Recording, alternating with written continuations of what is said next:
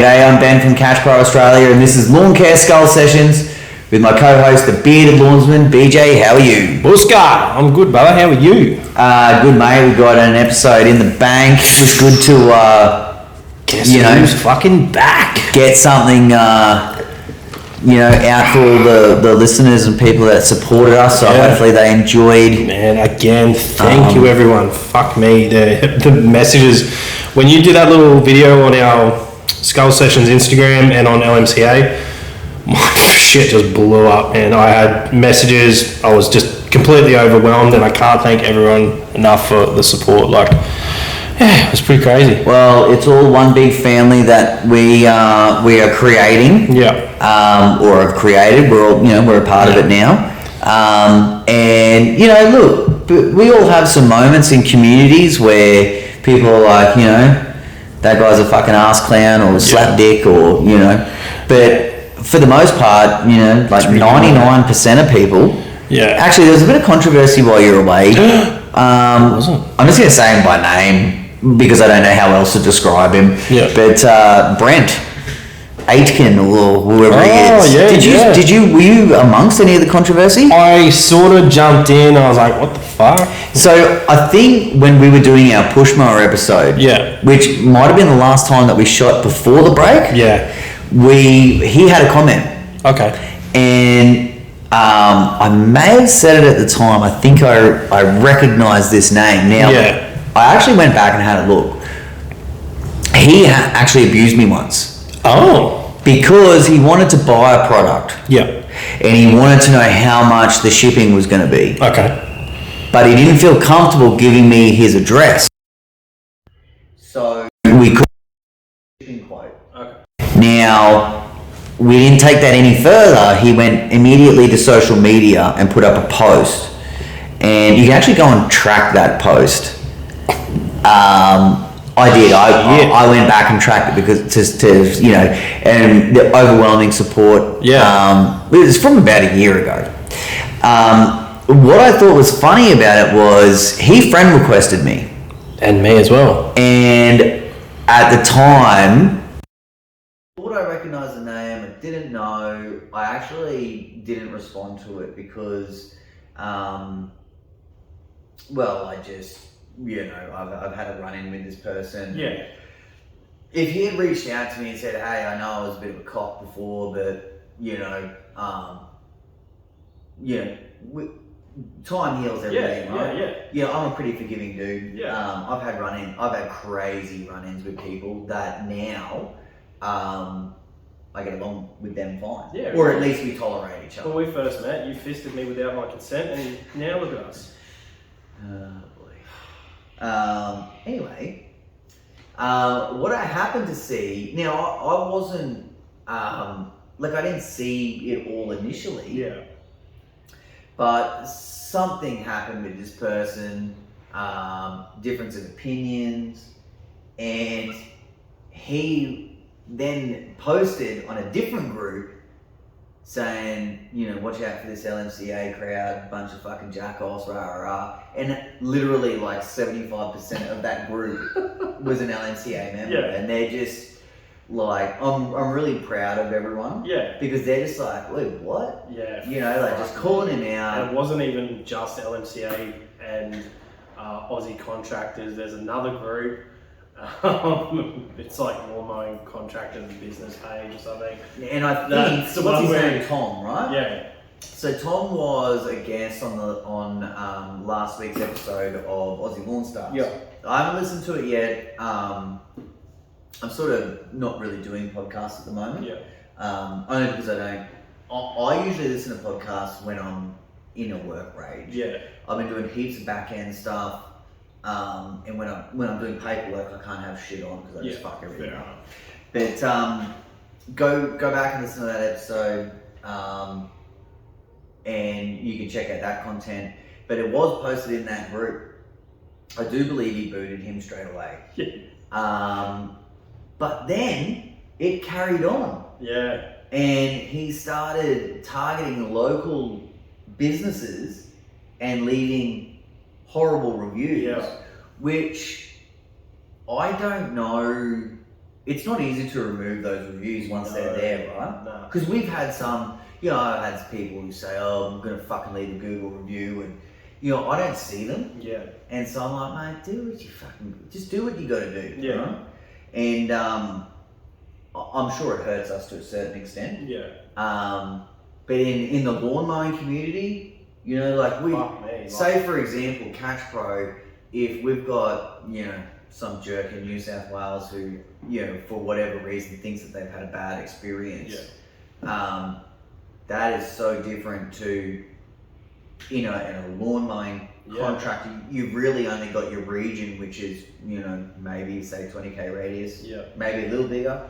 Yeah, well, what do? If you're looking for a service, a lot of times people will jump on Google, it'll come up, you go down, it'll be like 5-star, fucking 2.1 star, and if someone's fucking, going to get the 2.1, they're obviously looking for some failure.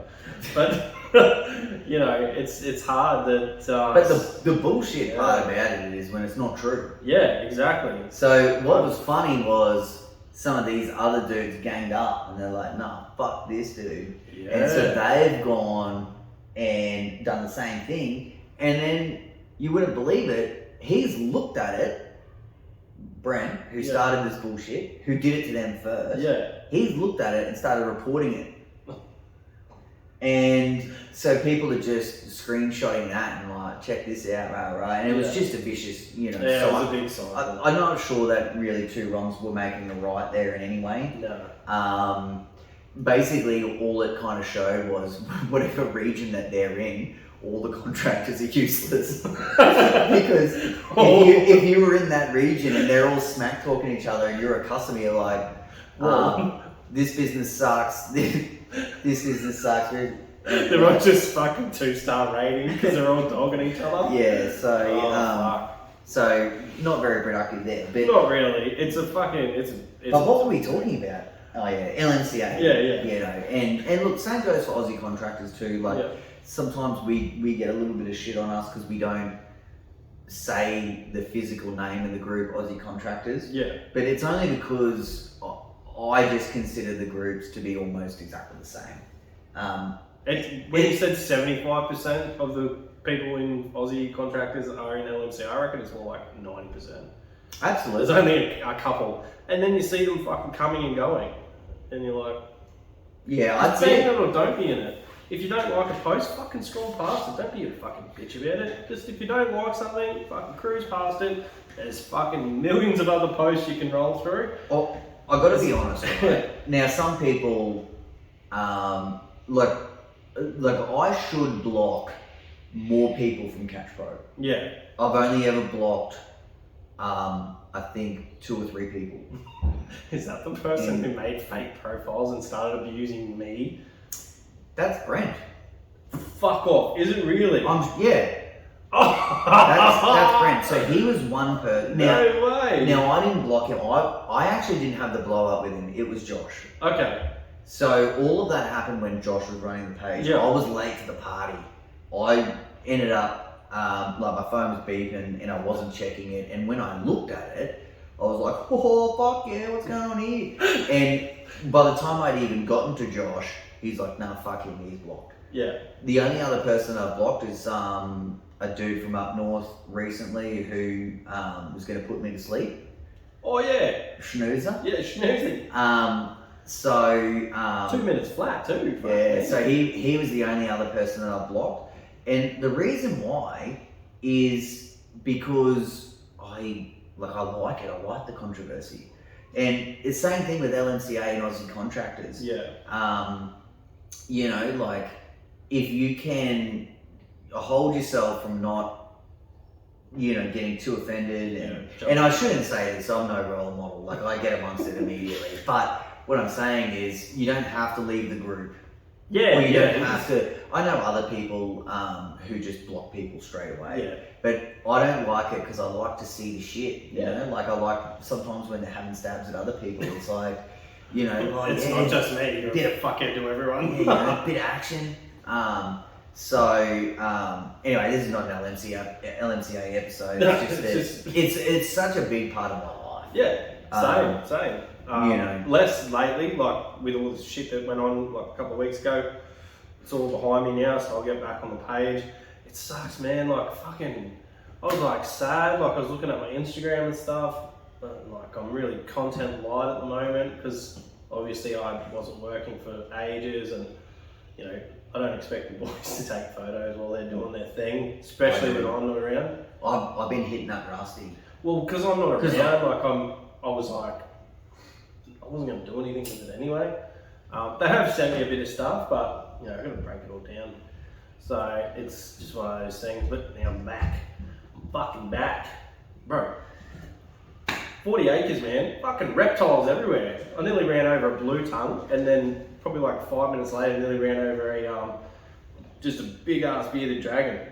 Scarce. Yeah, and bearded dragons are scarce. I'll tell you one thing I miss about that property was like 5 o'clock in the morning on a beautiful day, not one of them shitty days.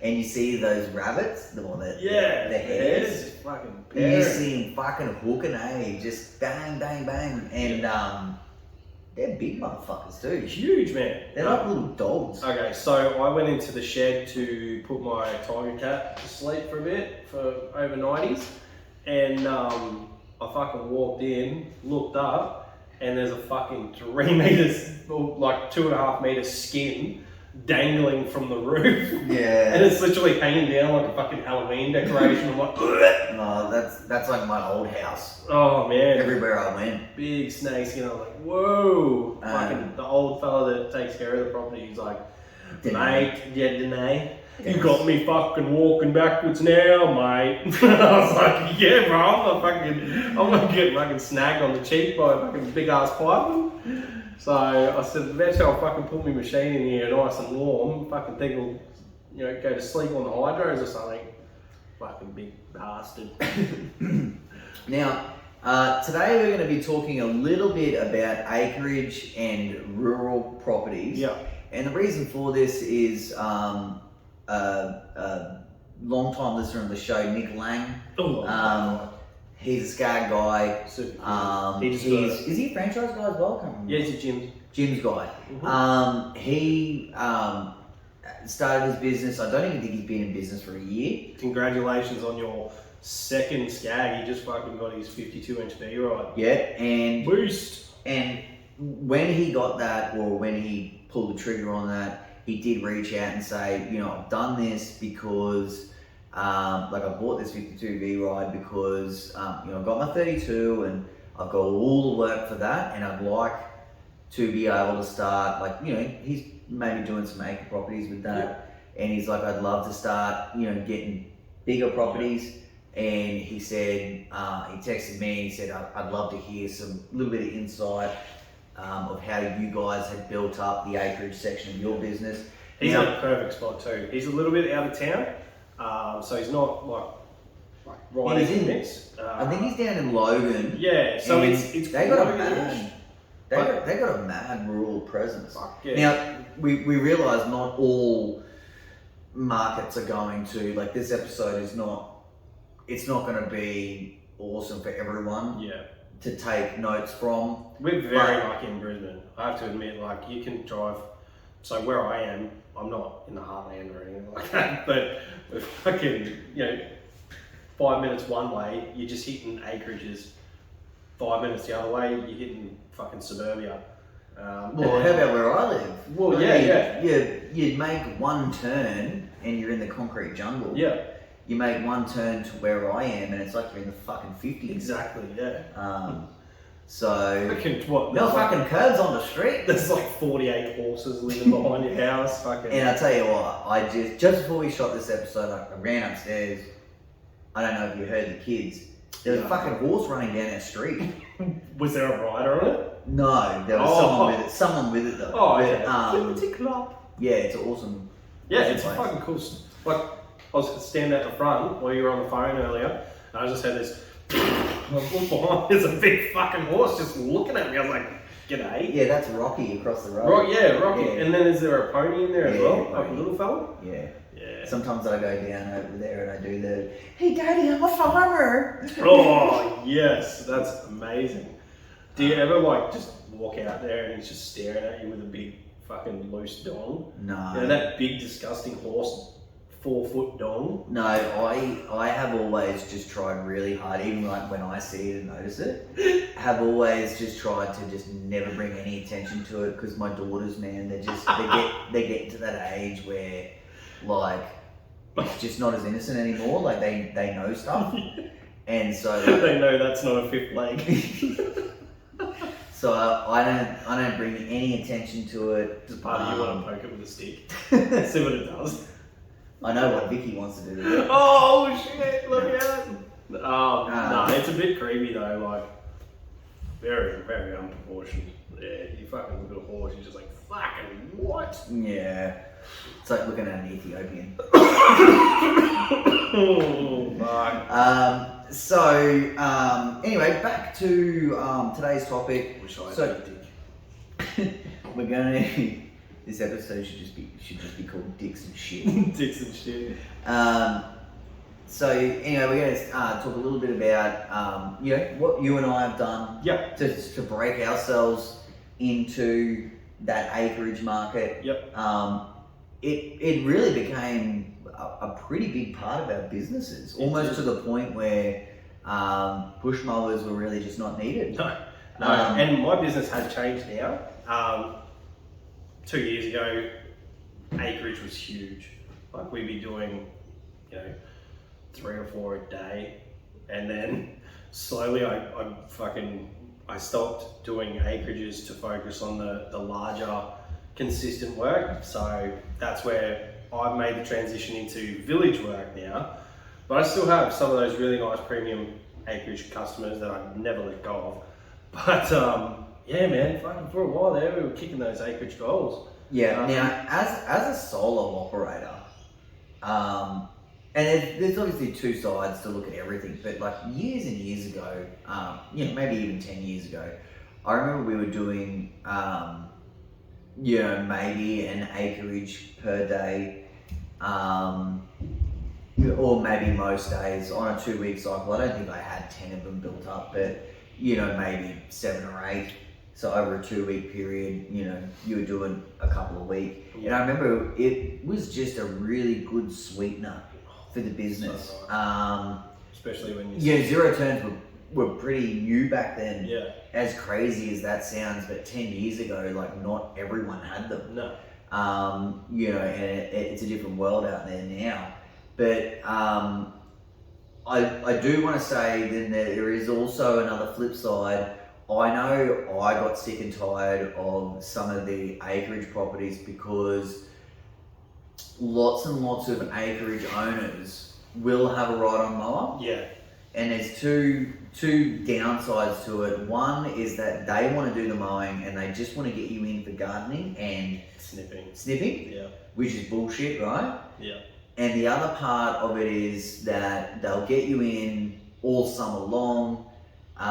When you're starting to head into autumn and everything, all of a sudden it's like, look, it's not that hot and I'm not as busy as I was. Yeah. I'll take it from here. That's it. And we experienced all of it. Now we still had a couple of awesome ones where it's like, you know what, Ben, I'm a lawyer or I'm a doctor or whoever it was that they were, and they're like, just fucking make my problem. Like, I just want to come through the gates and I want to see the property look good. Yeah. Now, someone who's got an excellent business, and this is that's a similar model. Like he really only has high-end clients now.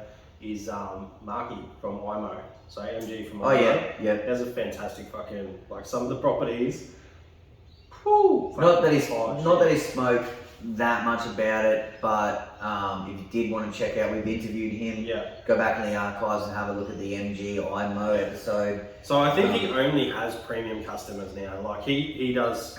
Like I spoke to him yesterday. He was on 2.5 acres. He was about halfway through. He just got back from a 3-week holiday in fucking Scotland. So must be doing all right right now. Scotland. So he had a fantastic time, which is good, well deserved. But yeah, some of the properties I've seen him on are immaculate. He's got Instagram and stuff, so if you want to check out some of them. But then he also has a couple that he has a fucking cylinder mower for. got a big Mo Master for. So Yeah, so he's starting to. I mean, he's well and truly aced the acreage market, so now he's, trying to bust in and take a bit of a sample from those WA books. Now this episode is going to be about acreage and rural work, but while we're here, I mean, we've talked about specialising stuff before, but the markets where cylinder mowers, we know that they're huge in WA, but I mean, a lot of the stuff that we're going to be talking about, you can really apply to any niche. That's it. Or any sector.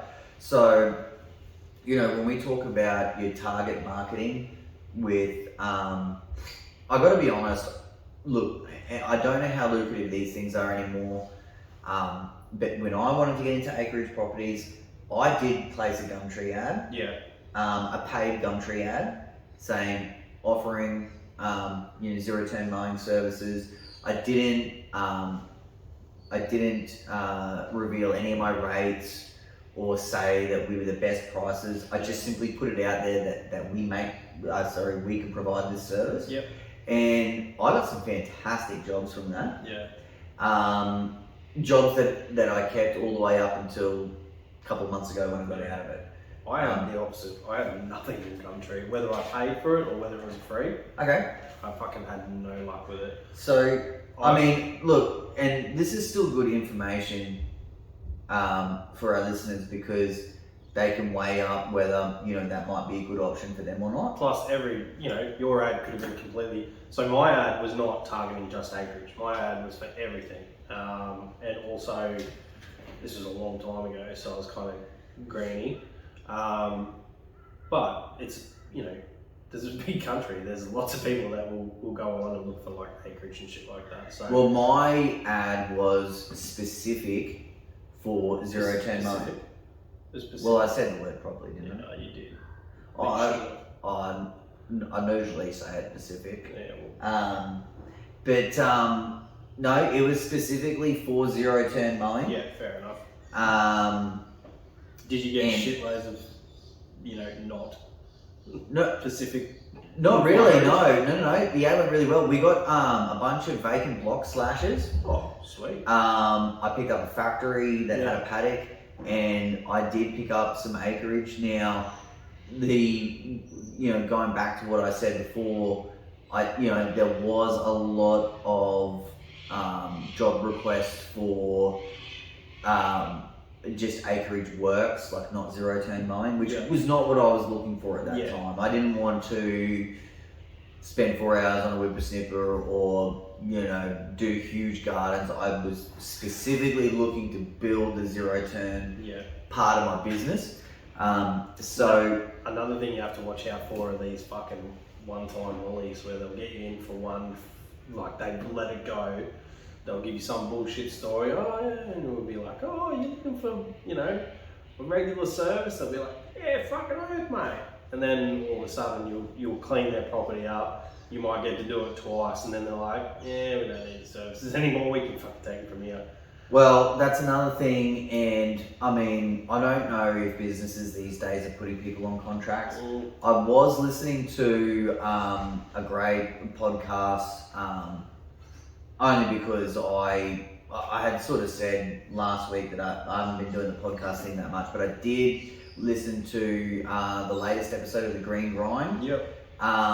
Corey did a interactive episode, similar to our interactive episodes that we've done. Where did you get the audio?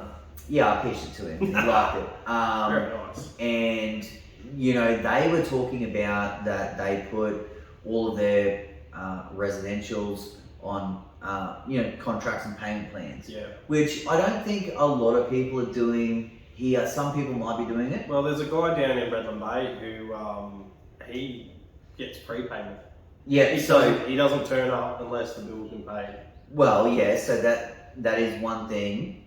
What they implemented in Perfycut was obviously they have a snow season and they have a mowing season, and essentially now I did a little bit of this in my business, but not in a prepaid scheme or not in a I always just build a client and it was a 7-day account. Yeah. That's what I always did. Yeah.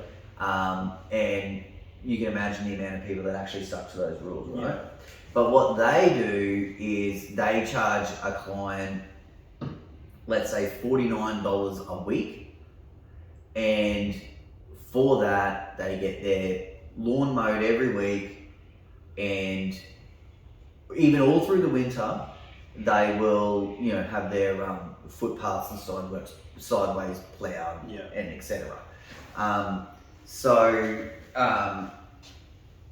Going back to what you said about, they get you in as one-time wonders and stuff like that. I always said, look, I could do a better price. Like if the place is a jungle, I could look at it and say, look, it's probably going to be a little bit more expensive the first time. Yeah. If you're willing to come on as a regular, I could do it for this price. Yeah.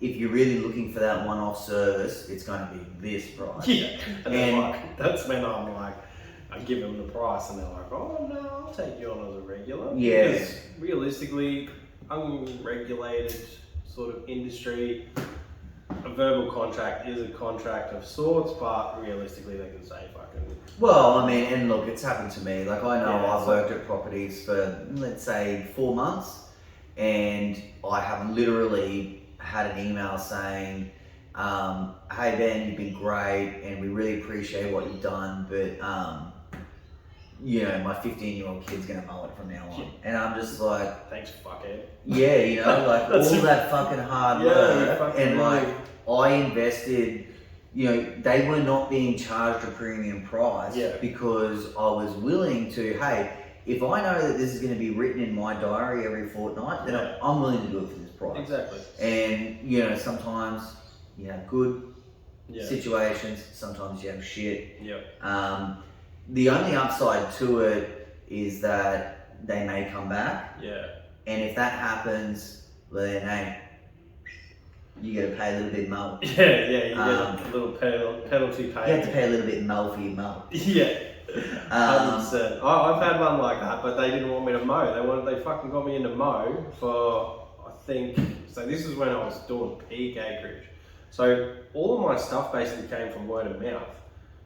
I don't know who was fucking speaking my name, but whatever. I just kept picking up pretty much an acreage every week, and it kept on rolling. And then Facebook groups, for some reason, I kept coming up, and people were like, did you get the post I tagged you in? I'm like, no.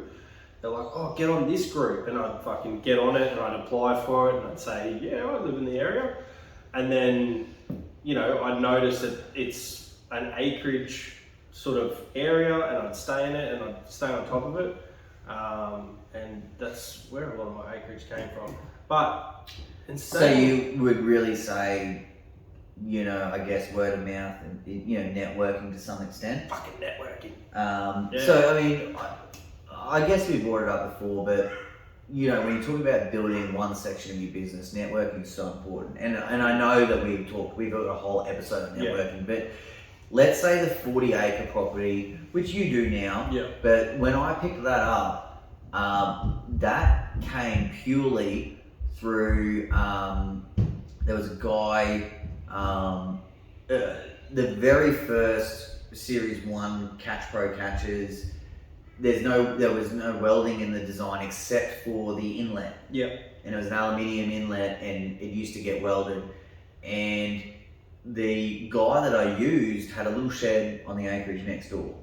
Now I didn't do business with him for very long. We cut him out of it. I found a way to fold it and do all sorts of stuff. But a year later, I get a phone call from him, and he's like, "Hey, you're still mowing the 40 acres next door? They need a new contractor." And that's how we picked that up. So I think with your Gumtree ads, your Facebook groups, Marketplace, there's Facebook Marketplace too, I've seen. I don't know what the go is with that. I see a lot of guys saying that my ad got taken down. So I don't know if they don't allow advertising as such, that will not pay. Like I know I see Catch Pro stuff up there all the time, and on Marketplace? Yeah, it comes up as like an ad. From me? Or like... You're Catch Pro, aren't you? Oh mate, we got an agency that Yeah, well, takes care of it. yeah, and it's targeted well. It pops up every time. So one thing that's strange about that is I don't see my own ads. Really? Yeah, like Even if you go on as Ben. well, I am only on there as Ben. Oh, okay. Yeah, fair enough. So yeah, no, it's crazy. I barely ever see our ads. Yeah. So actually, I'll tell you one funny thing. I got a call on Saturday, and if I'm near my phone, I'll take the phone call. You know, I'm not tripping on it. I've got no issues. Like I'm always working, and I'm always keen for a sale. So you know, but this dude rings me, and he's like, "Oh, can you stop spamming me?" And at the time, Okay. I was kind of dealing with my waterworks that I got going on. Yeah. My kids were playing in the yard, and stuff like that. And I thought, I wish I didn't pick this one up. And he's like, oh, I'm thinking about getting some stuff, but, you can't calculate the shipping unless you enter all your information into the information section. And I said, yeah, but it's before you check out. So you enter your info, and you should be able to look at the shipping calculator. Yeah. And then, if you're not happy with it, you don't have to go ahead with the purchase. Yeah. And he's like, yeah, nah, mate, I don't need. He's like, you just sent me an email saying that my cart, I've got items in my cart and I haven't completed my purchase. I'm like, mate, that's a generic email. Yeah. If you don't want it, every business has that fucking email. If you don't want it, you just unsubscribe. Yeah. And I apologised for it, and I didn't really know what else to say, but it's not like we were going to turn off our alert or all of our marketing for shut your newsletter down. And it just I was thinking to myself, would I ever ring up Surf Stitch or anywhere that I've ever bought? Yeah. Would I ever ring them up and start abusing them? Yeah. And I just couldn't fucking believe it. Every single place that you buy anything from will say, hey, you've left fucking this in your cart. How about you come back and buy it? Here's 5% off or some shit. And not only that, we can actually track the analytics through that marketing. Yeah. And it's really successful. Yeah. Well, sometimes someone might be shopping around and maybe they don't have their card details on them. Yeah. And then, all of a sudden they get an email saying, hey, you left items in your cart, here's 5%. We don't do that. We don't offer them a deal. But, and there's been times where I've personally gone back and been like, oh yeah, that's right. I'm going to do that. Dude, how many fucking half messages do you write and then something comes up and you fucking scroll through your phone 2 days later, you're like, fuck, I only half wrote that. Yeah. I didn't send it. Same thing, man. If there was so now my new phone, it actually comes up with this is still in draft 2 days later, and it'll chuck it to the top. And I'm like, oh yeah, fucking good one. So I don't know how we got onto this, but no fucking idea. That's all right. I think it had something to do with advertising. I guess. Yeah. So look, I do think a couple of clever ways to this, obviously none of this is rocket science. Yeah. But I think a really clever way is always going to be, your old school letterbox drops. Yeah. Got to get your name out there. It's targeted. It is targeted directly to those people that you want to service. Also, marketing yourself as an acreage specialist. You might not be. Obviously, Nick, take Nick for example. He's set himself up to take on acreage work, and he wants to be an acreage specialist. So if I was doing up a flyer or whatever, even if he's going to put an ad on Gumtree, I would say specialising in acreage. And I've told the story. Show the machines off. Show your fucking rig off with the machines. I've got this. Even with the 32 next to the fucking your 52. Look fucking amazing. It'll it's huge. Like a good photo will take an ad a million miles. So And I've said this on the podcast a few times. Like when I was hunting down my village contracts, I always used the word we instead of I. yeah, Even though I always had one employee, but I always spoke about a team yeah, to lead on that I had, 4 or 5 guys at the time. Now, once you receive that contract, you do end up like hiring and stuff like that. In the acreage environment, you don't necessarily have to say that you're a team. I don't think it's very important. It's obviously very important when you're taking on village contracts. But there's a saying, "Fake it till you make it." 100%. I don't know that you really are faking it. I think a lot of the times, I know that what was being said to me was, okay, but you've never done this before. Yeah. And I always replied to him with, like, how the fuck am I ever going to get the opportunity to do it when all you motherfuckers just tell me I've never done it before? Yeah. Someone has to open the door for me. Yeah, that's exactly right. I think if you can bypass that speed bump, Yeah. because it's really not even a speed bump, it's a fucking block wall. Yeah. You need to just be like, nah, we do this shit every day. And you have to have a little bit of common sense. Like, you have to have a zero turn. Yeah. We do know of situations where people have started advertising for it with the intention of buying one as soon as they can justify it. Yeah. I still think that that's okay, but you're setting yourself up for a little bit of a trap there. Yeah, especially with stock levels. Like Yeah, if you've got a hard set on something, you fucking really have to. Yeah, I think it's better that to be equipped in this market. So. And if you are going to target acreage, I know that it sounds kind of dicky, but you really have to get the best machine you can with the money. Like a lot of people say, oh, I've got like $7,000 cash. And it's like, well, maybe take that $7,000 and maybe invest in a commercial machine, because the last thing you want to do is fucking hammer into these acreages and get a good name and then maybe not be able to fulfill these fucking customers, and then your good name will go down the shitter so quick because you'll start letting people down if your machine's breaking down. You really should look into a commercial machine. And I know it's not an option for everyone. It wasn't for me. Like, I went from a residential fucking walker to a residential country clipper, and then I stepped up into a commercial tiger cat. And so how many years in between your first machine and your tiger cat was it? Maybe like 3 or 4. Because for me it was like 10 years. Yeah, see, I felt, so when I was building, I felt like obviously the fucking residential walker, that was fine when I was doing residential work. As soon as I took it onto big acreage, it was like fucking slow.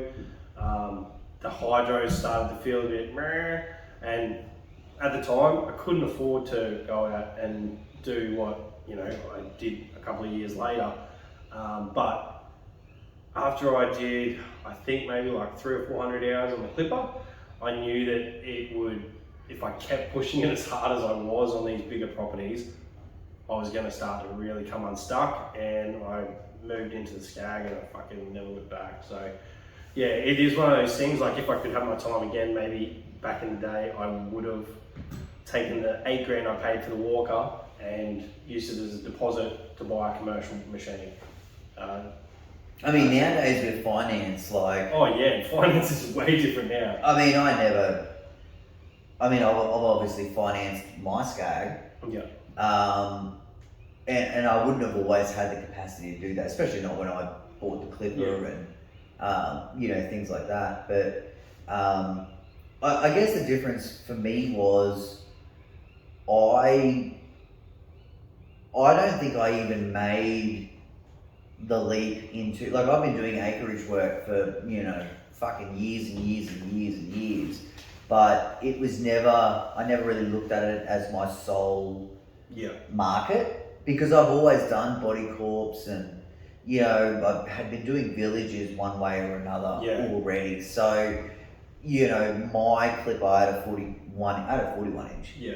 I was able to do 2 acre properties pretty competitively, really. Yeah. Now, when you start looking at, I think, properties beyond 2 acres, you're absolutely mad if you're using an 8,000 or really, I think anything under 10 grand. Yeah. Prices have gone up a bit.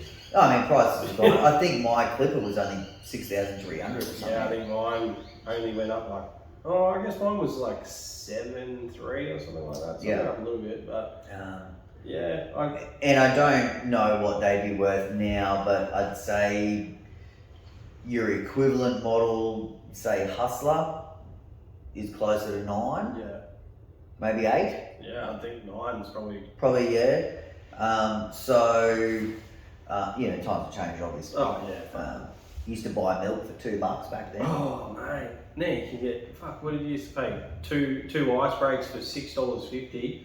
Now it's 2 for $8. I was like, oh. I barely buy them anymore because I'm on the road. Neither do I. I'm on the road and I don't. I'd rather go dude, we had. Guess what I did? I fucking went through a drive-through with a truck. Yeah. Was it fucking easy? It was so easy. I felt like a wanker not going through there. Was it like having a route with a woman that's given birth? Nah. It wasn't as scary. Okay. I love it, eh? Yeah. Sorry, I won't. I'm not gonna. We got somewhere we shouldn't. No, I put it through and it fucking was nice and snugs.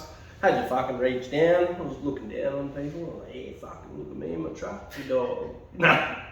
But no, it was good. Made it through. That was just at the Macca's though.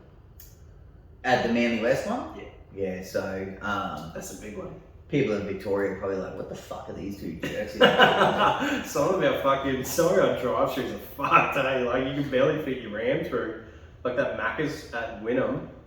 Oh, some of them are shocking. Yeah, dude, you see the fucking scrapes all the way around. It's like, oh, that could be me. I'm not yeah, sure. if you don't turn at the right time, then you've cooked it for the whole rest of it. You'll be guttable and it'll do something. So back onto the topic, in terms of your target markets, we'll just quickly recap. We got Gumtree and social medias. Yep. We have your old school letterbox drops, along with your word of mouth and networking. Do you have any other little tips and tricks to add to that? We were talking about earlier, Google. I think Google is pretty big. People checking out, just chucking in like acreage mowing, and if you've got that, it's going to come up.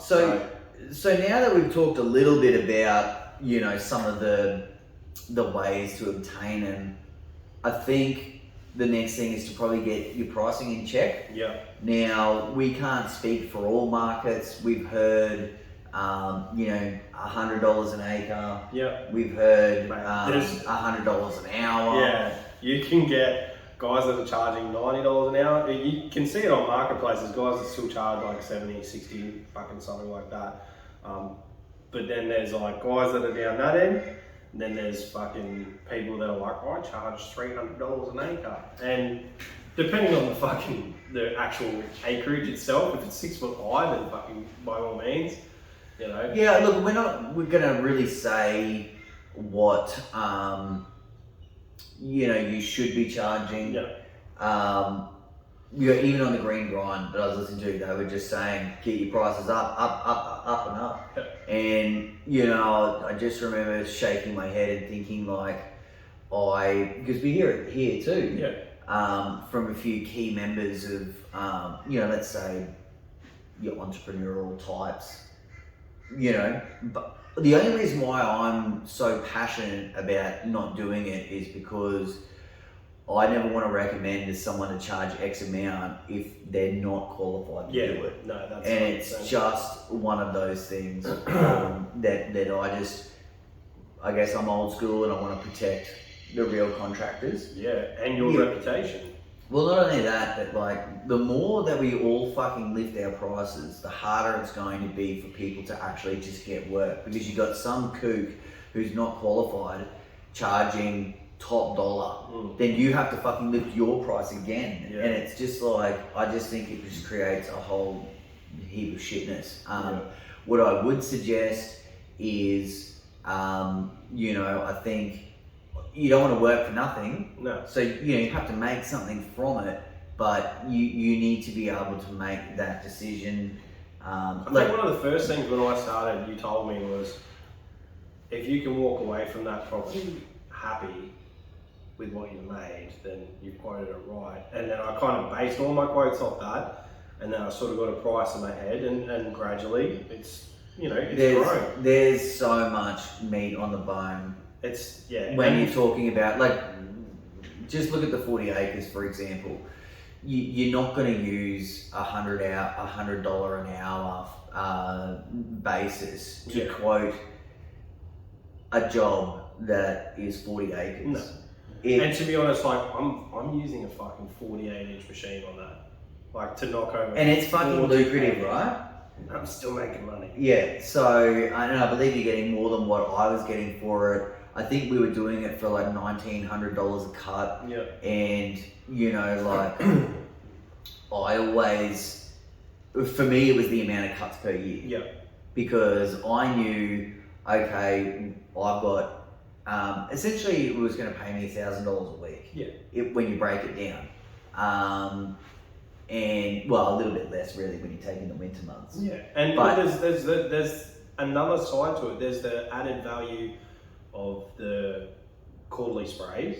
Oh, the quarterly spraying, and then, you know, fucking trees fall down, and then the motorbike jumps. Check out that on YouTube. Yeah, and then the fact that it's owned by a fucking retirement village company.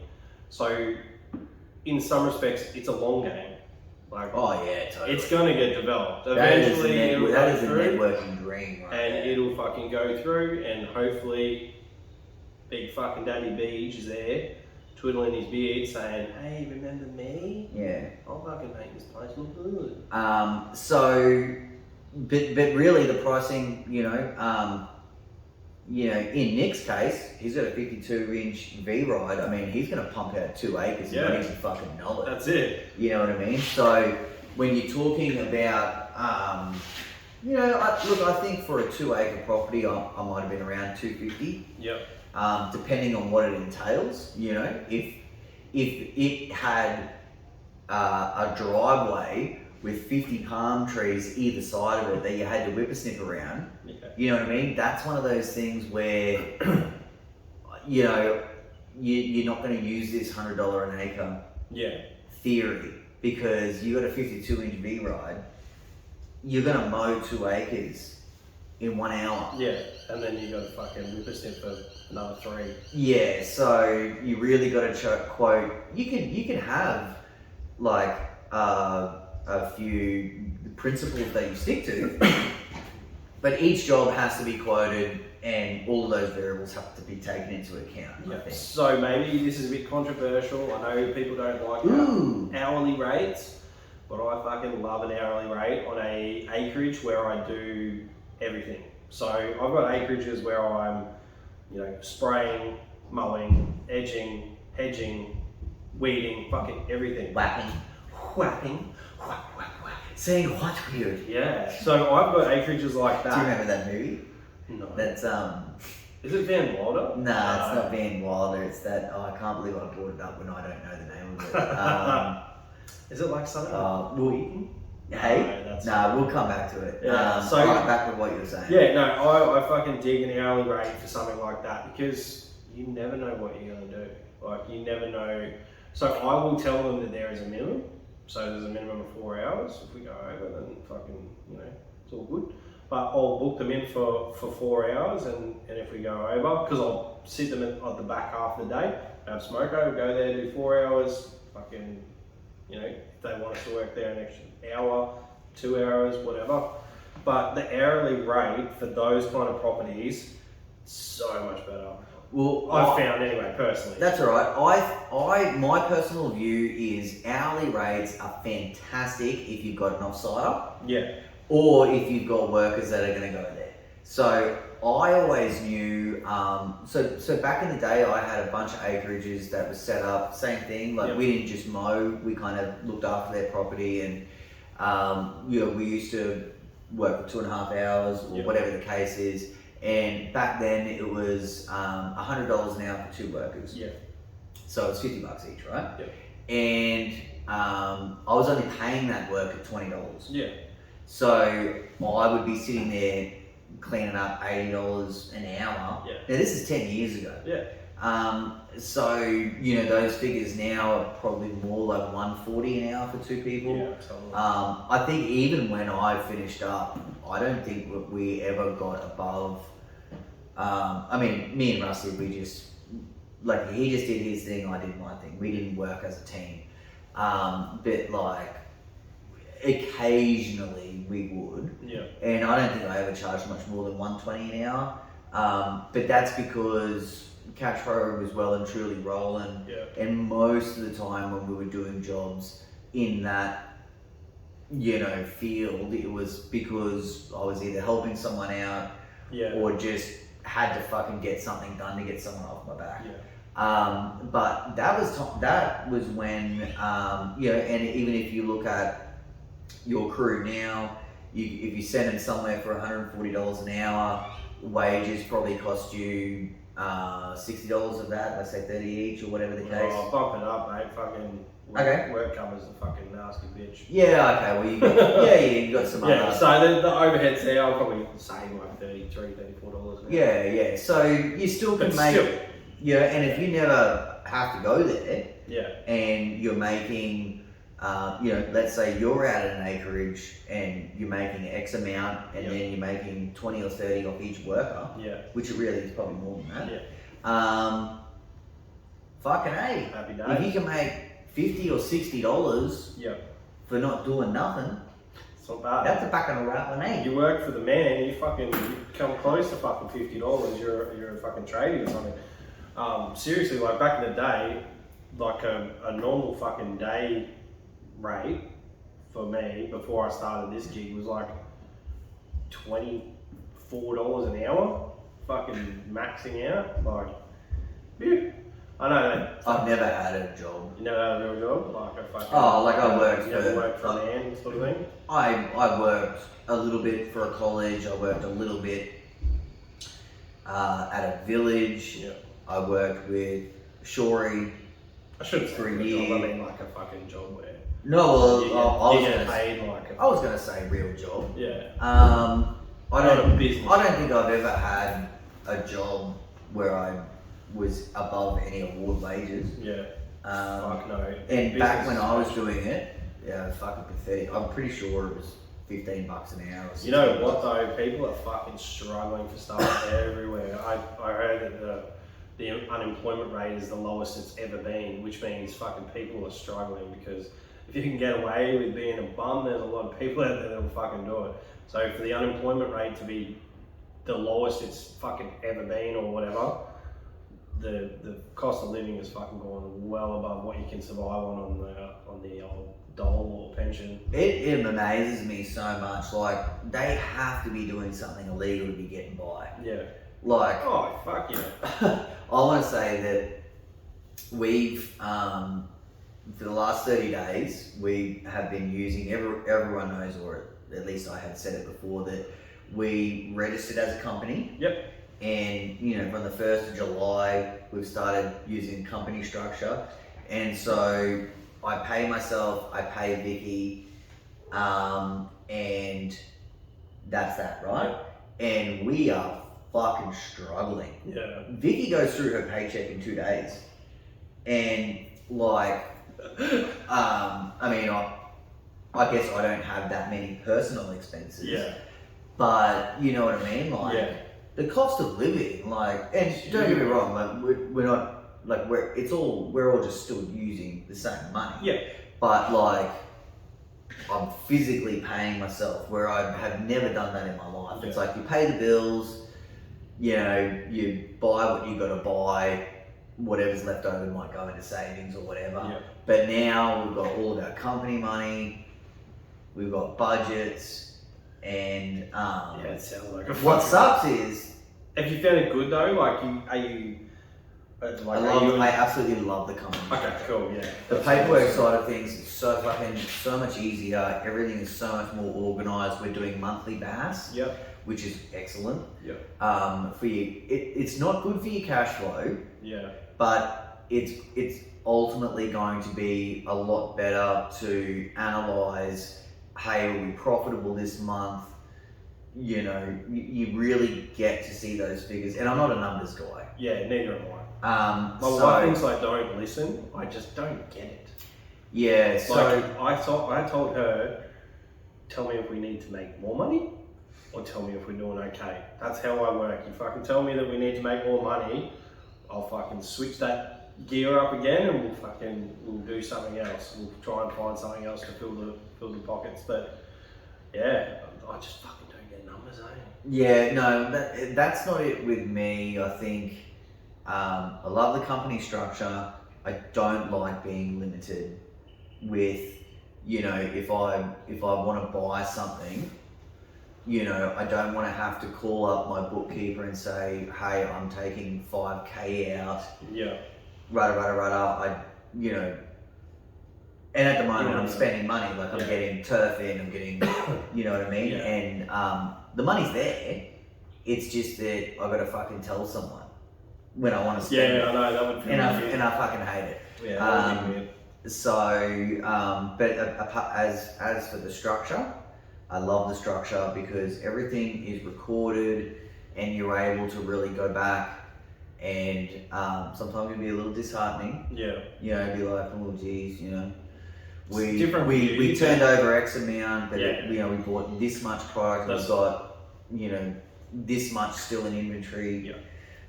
See, with my business, it's kind of like the ins and the outs are quite similar every month. You'd have like, if you've got fucking 2 months of equipment, Defender shit rolling in, that's a big bill. That's a huge bill. And so that's why, you know, some months, you know, you might have a crazy amount of turnover where it looks like that, you know, you've been so successful. But depending on what it was, that, you know, if you just ordered 100 Catch Pros and it cost you X amount of dollars, well, hey, maybe you went backwards. It's a different business. It's like different fucking business altogether. Like, I have noticed though, it's nice to see fuel coming down a bit. Except for diesel seems to be fucking staying nice and high. And I just bought a diesel, so that's really fucking me off. I haven't really taken that much notice in fuel prices only because, you know, I have no control over it. I do. I have to just, I don't know. Well, what are you going to do, not get fuel? Well, I don't know. I do get that. I like to know, and I like to have something to complain about. Really. You are totally not that guy, by the way. You don't need to have something to complain about. Yeah, true. I got enough shit going on. If there's, you know, if there's someone who should be complaining about shit, it is you right now. All right. Well, I mean, we pretty much talked. I mean, look, apart from the pricing. You know, being equipped and getting that pricing, because some people might have a fucking $7,000 machine. Some people might have a fucking $27,000 machine. There's so many variables with pricing. I hate the conversations when some people are like, oh, you're fucking letting the fucking community down. I was like, actually, you know what? I just an idea just popped up. Like all of our LMCA episodes that we've done have been hot, right? Like people are still talking about catching versus mulching. And the push mower episode, whilst it wasn't very controversial, it still was fantastic to, you know, get the interactions and everything like that. And, you know, maybe it's high time that we do a pricing episode and read off a thread. I'm cool with that. You know, if anyone sort of thinks that's a good idea, reach out immediately. Even if BJ and I don't agree with that stuff, it doesn't mean that it's right or wrong, and it doesn't mean that you should or shouldn't That's exactly take right. that on board. We're That's very much neutral. That's the whole thing about this is our businesses are completely different to fucking everyone's out there. Like everyone's in a different suburb, a different area, fucking different targeting, different niches. Like none of us have identical businesses. Some are franchise, some are fucking indie, some are shit, some are good. Absolutely. There's fucking, yeah. So, you know, everybody runs their thing differently and, you know, like people say, run your own fucking race. But it is interesting to see what everyone else is doing. Oh, look. Always good to get a different view on the business. I think we should try and run with it next week. We'll see what sort of feedback comes in Sure. in the interim. Yeah. Anyway, I think we're sort of getting ready to put a bow on it, Yeah, bro. yeah, dude. Before we do, don't forget to check out Bad Workwear. Check. You know, BJ has his rain defend on, and I tell you what, you're gonna need that motherfucker this summer. Yeah, El Nino. El Nino. Although I gotta say, you know, when I was on the tools, you know, and you know, obviously we went through that really, really wet summer. I wasn't messing with the rain defend. Yeah, nah. Well, who can wear a hoodie in Brisbane in summer? Yeah, true that. Only like smackheads and like. Yeah, full on. Isn't it funny when you see? So cold.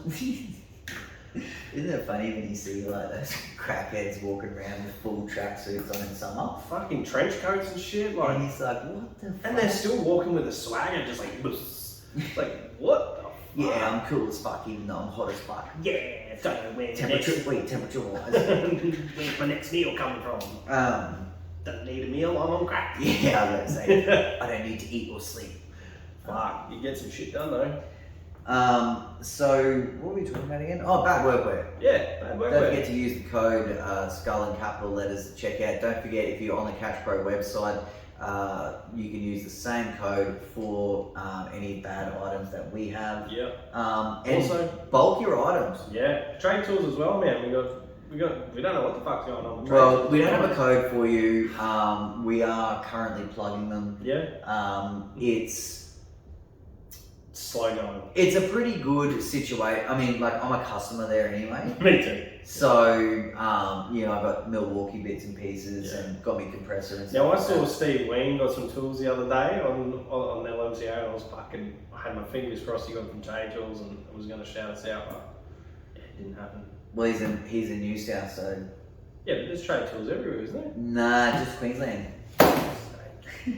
Fuck this shit. But Come you on can now. still go online. Queenslanders, this is like state of origin. Queensland. Alright, well, I've had enough for today. Yeah. I am at Catch Pro Australia. He is at TBL. Yeah, out of time. Peace.